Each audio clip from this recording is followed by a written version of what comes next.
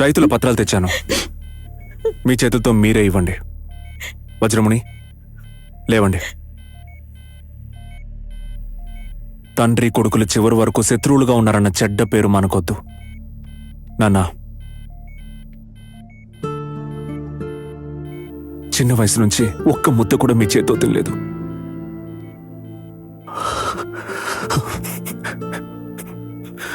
ఇప్పుడు తినాలనుంది. నాన్న, లేవండి నాన్న. నాన్న, నాన్న అన్న మాటకే కళంకం తీసుకొచ్చావు నువ్వు. చిన్నప్పటి నుంచి నా కోసం ఏం చేసావు నువ్వు? ఏదో ఊర్లో ఎవరినో నాన్న అని పిలుస్తూ ఎవరి బట్టలో వేసుకుని, కానీ నా కొడుకు అలా జరగకూడదు. అంటే నీ మనవడికి నువ్వు వాడికి సైకిల్ నేర్పించాలి, ఈత నేర్పించాలి, వాడిని భుజం మీద ఎక్కించుకొని తిప్పాలి, అన్నం పెట్టాలి. కోపమా? నా మీద కోపమా? సరే, నేను ఇంకోసారి నేను వజ్రముని అని పిలవను. నేను ఇంకెప్పుడు నేను వజ్రముని అని పిలవను. అయ్యా అయ్యా, మీ కొడుకు మిమ్మల్ని నాన్నని పిల్లలేదని బాధపడ్డారుగా. కళ్ళు తెరవండి అయ్యా.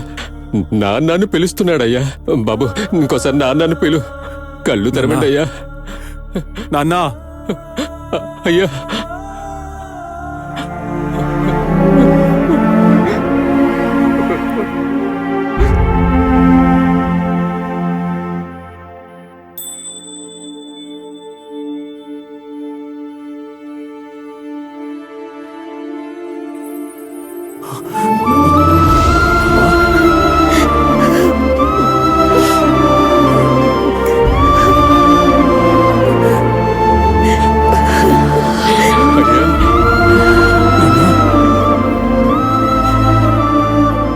మమ్మల్ని క్షమించండి అయ్యా.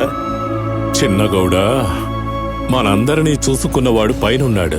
నిజమేనండి అయ్యా. అతనికి ఎప్పుడు ఎవరికి ఏమివ్వాలో బాగా తెలుసు. ఇప్పుడేంటి, ఆ పత్రాలన్నీ నా కొడుకు మీకు తిరిగి ఇచ్చేశారయ్యా. ఇచ్చేశాడుగా. అందరూ సంతోషంగా ఉండండి. ఏమిటి మల్లన్న గారు, అందరూ ఎక్కడికి బయలుదేరారు?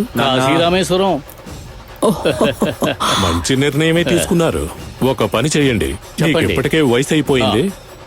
ఈ అమ్మాయికి అబ్బాయికి పెళ్లి చేసేస్తాను, మీతో పాటు తీసుకువెళ్ళండి. భలే చెప్పారయ్య గారు. వాళ్ళకి పెళ్లి చేసి హనీమూన్ కి పంపడానికి బదులు నాతో రామేశ్వరం తీసుకువెళ్ళనా?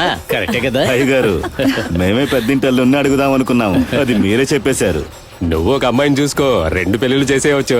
ముందు తనని చేసుకోనివ్వు, తను ఎలా ఉన్నాడో చూసి ఆ తర్వాత నేను చేసుకుంటా. తను మా ఇంట్లో అడుగుపెట్టిన వేళ విశేషం.